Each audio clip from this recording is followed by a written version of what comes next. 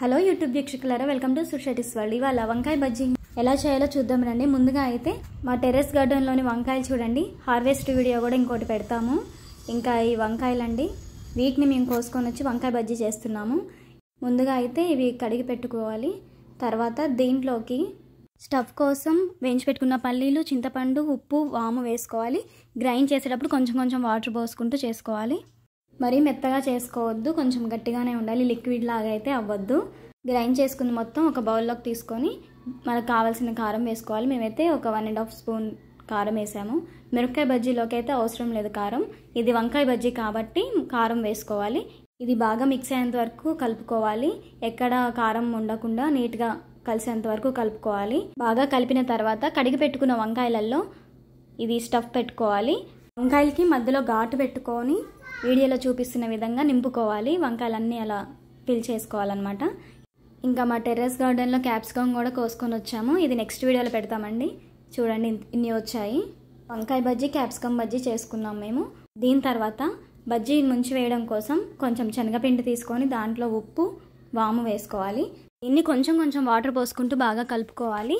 ఒక చిన్న టిప్ అండి, ఏంటంటే మనం పిండి మంచిగా కలిపామా లేదా అని టెస్ట్ చేయడానికి ఏలు ముంచి తీసినప్పుడు ఏలుకి పట్టుకొని ఉండాలి. లిక్విడ్ లాగా అవ్వద్దు. ఇక్కడ చూస్తున్నారు కదా, వంకాయ ముంచి తీసినప్పుడు మంచిగా పట్టుకొని ఉంది. ఈ విధంగా మనం వంకాయల్ని ముంచి ఒకటొకటి నూనెలో వేసుకోవాలి. నూనె బాగా వేడి అవ్వద్దు, కొంచెం వేడి అవ్వగానే వేసుకోవాలి. అన్నీ బ్లాక్ అయిపోతే పచ్చిగా ఉంటాయి. ఇంకా అన్ని వంకాయలు అలా వేసుకోవాలి. ఇప్పుడు మనం బజ్జీలు 2 టైమ్స్ ఫ్రై చేసుకోవాలి. ఫస్ట్ టైం చేసినప్పుడు 50% కాలాలి.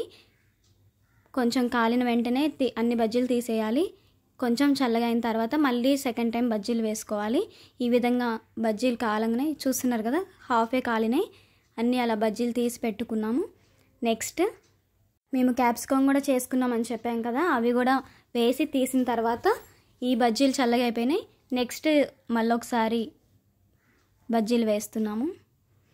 ఇవన్నీ మళ్ళీ మంచిగా కాలిన తర్వాత క్రిస్పీ అవుతాయి. క్రిస్పీ కోసం మనం 2 టైమ్స్ వేస్తామన్నమాట ఆయిల్లో. ఇప్పుడు మంచిగా కాలుతాయి. ఇంతే అండి, ఎంత టేస్టీ అయినా బజ్జీలు రెడీ.